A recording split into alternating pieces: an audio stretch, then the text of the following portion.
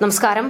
മലയാളി വാർത്ത ഇൻസൈഡിലേക്ക് സ്വാഗതം. സജി ചെറിയാന്റെ പേരിലാണ് ഇപ്പോൾ CPM-ൽ കൂട്ടത്തല്ല് നടക്കുന്നത്. സജി ചെറിയാൻ രാജിവെക്കണമെന്ന് ഒരു വിഭാഗവും രാജിവെപ്പിക്കില്ല എന്ന് മറ്റൊരു വിഭാഗവും ചേരിതിരിഞ്ഞ് പോര്. മന്ത്രി സജി ചെറിയാനാകട്ടെ താൻ രാജിവെക്കില്ല എന്ന് പ്രഖ്യാപിച്ചും കഴിഞ്ഞു. സജി ചെറിയാന് ഈ ഒരു ധൈര്യം കിട്ടിയത് മുഖ്യമന്ത്രി ചേർത്ത് നിർത്തിയതോടെയാണ്. അതായത് സജി ചെറിയാനോട് മന്ത്രിസ്ഥാനം രാജിവെക്കാൻ CPM കട്ടായം പറഞ്ഞിരുന്നു.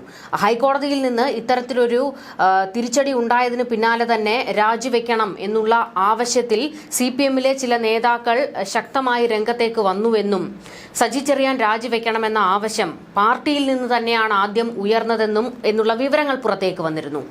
എന്നാൽ മുഖ്യമന്ത്രി പിണറായി വിജയൻ ഇത് അംഗീകരിക്കാത്ത സാഹചര്യത്തിലായിരുന്നു സജി ചെറിയാൻ സധൈര്യം രംഗത്ത് വന്നു നിന്ന് താൻ രാജിവെക്കില്ല എന്ന് പ്രഖ്യാപനം നടത്തിയത്.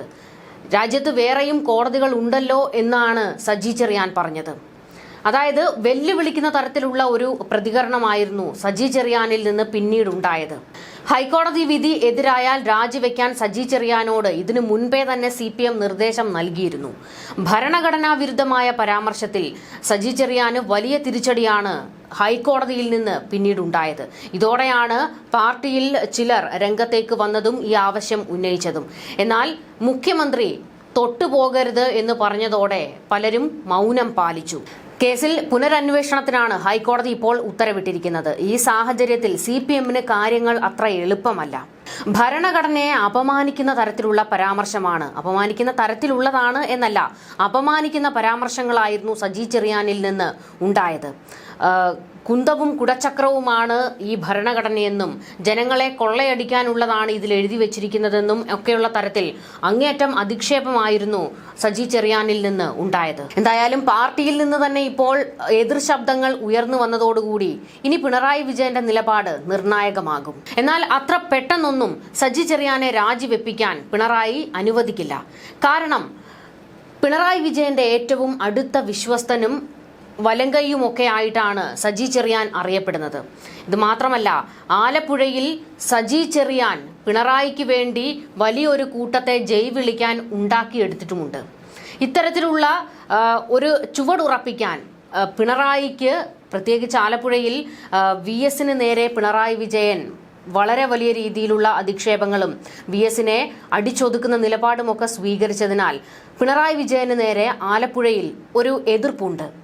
അതെല്ലാം മാറ്റിയെടുക്കാൻ, പിണറായി വിജയന് ജയ് വിളിക്കുന്ന ഒരു കൂട്ടത്തെ ഉണ്ടാക്കിയെടുക്കാൻ സജി ചെറിയാൻ അവിടെ വലിയ രീതിയിലുള്ള പ്രവർത്തനങ്ങൾ നടത്തിയിട്ടുണ്ട്. ഇതുകൂടാതെ പിണറായി വിജയന് കണ്ണിന് കണ്ടുകൂടാത്ത, പിണറായി വിജയൻ വെട്ടി ഒതുക്കാൻ വെച്ചിരിക്കുന്ന ചിലരെ ഒതുക്കിയത് ഈ സജി ചെറിയാൻ നേരിട്ടാണ്. ഇപ്പോൾ G സുധാകരനും അതുപോലെ തന്നെ തോമസ് ഐസക്കിനുമൊന്നും വലിയ റോള് ആലപ്പുഴയിൽ ഇല്ലല്ലോ. ഇവരെയൊക്കെ ഒതുക്കാനും വലിയ കളികളാണ് സജി ചെറിയാൻ കളിച്ചിട്ടുള്ളത്.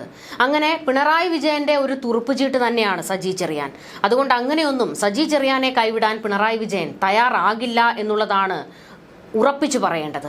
എന്തായാലും ഈ വിഷയത്തിൽ പ്രതികരിച്ചപ്പോൾ സജി ചെറിയാൻ പറഞ്ഞ ഒരു പ്രസ്താവന അതിപ്പോൾ വലിയ ട്രോളായി മാറുന്നുണ്ട്. എന്ത് പ്രഹസനമാണ് സജി എന്ന് ജനങ്ങൾ തന്നെ ചോദിക്കുകയാണ്. ആദ്യം ഈ വിഷയം ഉയർന്നു വന്നപ്പോൾ ധാർമ്മികതയുടെ പേരിൽ ഞാൻ രാജിവെച്ചിരുന്നു, ഇനി അതിന്റെ പേരിൽ രാജിവെക്കാൻ, അതായത് ഇനി ധാർമ്മികത ഉയർത്തി രാജിവെക്കാൻ സൗകര്യമില്ല എന്നുള്ള നിലപാടിലാണ് സജി ചെറിയാൻ എത്തിയിരിക്കുന്നത്. ഇതൂടെ കേട്ടതോടെ മലയാളികളുടെ കിളി പോയിരിക്കുകയാണ്. എന്ത് തരം വർത്തമാനങ്ങളാണ് ഈ മന്ത്രി പറയുന്നത് എന്നുള്ള ചോദ്യമാണ് ഉയരുന്നത്. അതും സജി ചെറിയാന്റെ വകുപ്പാണ് ബഹുകേമം, സാംസ്കാരികം. ഇപ്പോൾ ധാർമ്മികതയുമില്ല, അതുകൊണ്ട് രാജിയുമില്ല എന്നാണ് മാധ്യമങ്ങൾക്ക് മുന്നിൽ സജി ചെറിയാൻ പറഞ്ഞത്. എന്നാൽ ഇത് മുഖ്യമന്ത്രി പിണറായി വിജയന്റെ നിലപാടാണ് എന്നാണ് അടക്കം പറച്ചിലുകൾ വരുന്നത്. എന്നാൽ ഈ സജി ചെറിയാന്റെ ഭരണഘടന കുന്തവും കുടച്ചക്രവുമായി ബന്ധപ്പെട്ട കേസിൽ വലിയ കളികളാണ് നടന്നിരിക്കുന്നത്. ഭരണഘടനാ വിരുദ്ധ പ്രസംഗം നടത്തിയതിന് കോടതി നിർദ്ദേശപ്രകാരം പോലീസ് രജിസ്റ്റർ ചെയ്ത കേസിൽ അട്ടിമറി നടന്നുവെന്ന് വെളിവാക്കുന്നതാണ് Thiruvalla DYSP T Rajappan Thiruvalla judicial 1ാം ക്ലാസ് മജിസ്ട്രേറ്റ് കോടതിയിൽ സമർപ്പിച്ച റഫറൽ റിപ്പോർട്ട്. ഈ റിപ്പോർട്ടാണ് ഹൈക്കോടതി പാടെ തള്ളിക്കളഞ്ഞത്. വീണ്ടും അന്വേഷണം വരണം എന്ന് പറഞ്ഞത്, അതും ക്രൈംബ്രാഞ്ച് അന്വേഷണം. പോലീസ് മേധാവിയുടെ നിരീക്ഷണവും ഹൈക്കോടതി മുൻപോട്ട് വെച്ചിരുന്നു. അതുകൊണ്ട് തന്നെ പഴയതുപോലൊരു റഫർ റിപ്പോർട്ട് നൽകാൻ ഇനി കഴിയുമോ എന്നതും പ്രസക്തമായി തുടരും. ഈ കേസിലെ റഫറൽ റിപ്പോർട്ട് അടിമുടി തട്ടിപ്പായിരുന്നു. ഇതാണ് ഹൈക്കോടതി തുറന്നു കാട്ടിയതും. 1 മുതൽ 5 വരെ സാക്ഷികൾ സജി ചെറിയാന് പ്രതികൂലമായും Saji Cherian, advocate Mathew T Thomas MLA, advocate Pramod Narayanan MLA, CPMന്റെ പ്രാദേശിക നേതാക്കൾ എന്നിവർ അടങ്ങുന്ന 6 മുതൽ 39 വരെയുള്ള സാക്ഷികൾ അനുകൂലമായും മൊഴി നൽകിയിരുന്നുവെന്ന് റിപ്പോർട്ടിൽ നിന്ന് വ്യക്തമാണ്. AK Sajeev, Abhilash Vettikkadan, Joseph M Puthussery, P Prasad, AK Raveendraraj എന്നിവരാണ് 1 മുതൽ 5 വരെ സാക്ഷികൾ. ഇവർ ആരും സജി ചെറിയാന്റെ പ്രസംഗം നേരിട്ട് കേട്ടിട്ടില്ല എന്നും സോഷ്യൽ മീഡിയ വഴിയും വാർത്താ ചാനലുകൾ മുഖേന കണ്ടും കേട്ടും അറിയുകയായിരുന്നുവെന്നും റിപ്പോർട്ടിൽ പറയുന്നു. ഇതിൽ ജോസഫ് M പുതുശ്ശേരിയും IK രവീന്ദ്രരാജും സമർപ്പിച്ച പെൻഡ്രൈവും CD-കളും ഫോറൻസിക് സയൻസ് ലാബിലേക്ക് കോടതി ഉത്തരവ് പ്രകാരം അയച്ചിട്ടുണ്ട്. സാക്ഷി പട്ടികയിൽ 1 മുതൽ 5 വരെ പേരുകാർ മുൻമന്ത്രി ഭരണഘടനയെയും ഭരണഘടനാ ശില്പികളെയും അവഹേളിച്ച് സംസാരിച്ചുവെന്നാണ് മൊഴി നൽകിയിരിക്കുന്നത്. 6 മുതൽ 39 വരെ പേരുകാർ പരിപാടിയിൽ ആദ്യാവസാനം പങ്കെടുത്തവരും മുൻമന്ത്രി ഉദ്ഘാടന പ്രസംഗത്തിൽ ഭരണഘടനയെയോ ശില്പികളെയോ അവഹേളിച്ച് സംസാരിച്ചിട്ടില്ല എന്ന് മൊഴി നൽകിയിട്ടുണ്ട്.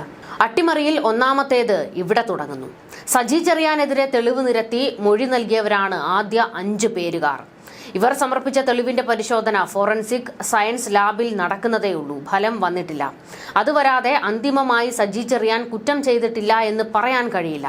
എന്നാൽ 6 മുതൽ 39 വരെ പേരുകാർ പരിപാടിയിൽ ആദ്യാവസാനം പങ്കെടുത്തവരും പ്രസംഗത്തിൽ ഭരണഘടനാ ലംഘനം നടന്നിട്ടുണ്ടോ ഇല്ലയോ എന്ന് ഇവർക്ക് ആധികാരികമായി പറയാൻ കഴിയില്ല എന്ന് വ്യക്തമാക്കി.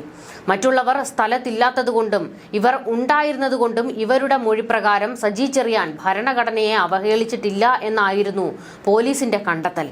ഇത് വളരെ വിചിത്രവും കേസ് അട്ടിമറിക്കാൻ വേണ്ടിയുള്ളതും ആയിരുന്നു. ഇതാണ് ഹൈക്കോടതിയും ചൂണ്ടിക്കാട്ടിയത്. ഇത് മാത്രമല്ല, റിപ്പോർട്ടിൽ വളച്ചൊടിക്കലും അട്ടിമറിയുമൊക്കെ സുവ്യക്തമാണ്. സജി ചെറിയാനെതിരായ കേസ് എഴുതി തള്ളണമെന്ന മുൻവിധിയോടെയാണ് തിരുവല്ല DYSPയുടെ റിപ്പോർട്ട് എന്നുള്ളത് വായിക്കുന്ന ഏതൊരാൾക്കും മനസ്സിലാകുന്നതാണ്. വാദിയും 1 മുതൽ 5 വരെയുള്ള സാക്ഷികളും സജി ചെറിയാൻ ഭരണഘടനാ ലംഘനം നടത്തിയെന്ന് മൊഴി നൽകുകയും 2 മണിക്കൂർ 28 മിനിറ്റ് 59 സെക്കൻഡ് ദൈർഘ്യമുള്ള പരിപാടിയുടെ വീഡിയോ തെളിവായി നൽകുകയും ചെയ്തിട്ടുണ്ട്. ഭരണഘടനയെ അവഹേളിച്ചുകൊണ്ട് സജി ചെറിയാൻ എന്താണ് പറഞ്ഞിട്ടുള്ളതെന്ന് വീഡിയോയിൽ നിന്ന് വ്യക്തമാണ്.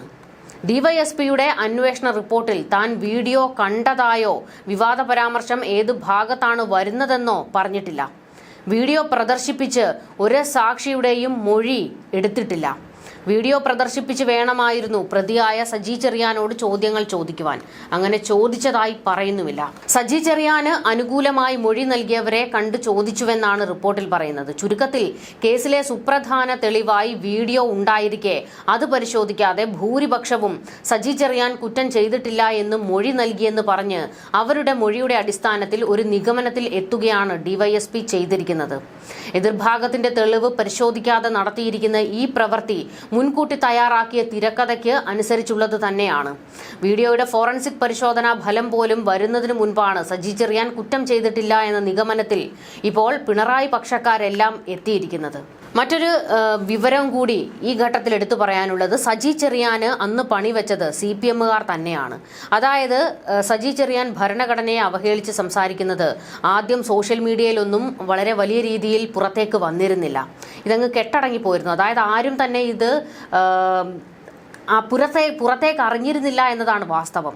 എന്നാൽ ഇതിന്റെ വീഡിയോ CPMന്റെ സൈബർ ഗ്രൂപ്പുകൾ വഴിയാണ് പുറത്തു പോയത്. അതായത് മല്ലപ്പള്ളിയിലെ CPMകാർ തന്നെയാണ് സജി ചെറിയാനിട്ട് 8ന്റെ പണി കൊടുത്തത് എന്നുള്ളതാണ് ഇതിൽ നിന്ന് വ്യക്തമാകുന്നത്. അതായത് ആലപ്പുഴയിൽ ഉയർന്നു വന്ന വിഭാഗീയത സജി ചെറിയാനിട്ട് നല്ല കൊട്ടു കൊടുക്കുന്നതിന് ചിലരൊക്കെ കാര്യമായി തന്നെ അങ്ങ് ഉപയോഗിച്ചു എന്നുള്ളതാണ് വസ്തുത. ന്യൂസ് ഡെസ്ക് മലയാളി വാർത്ത ഇൻസൈഡ്.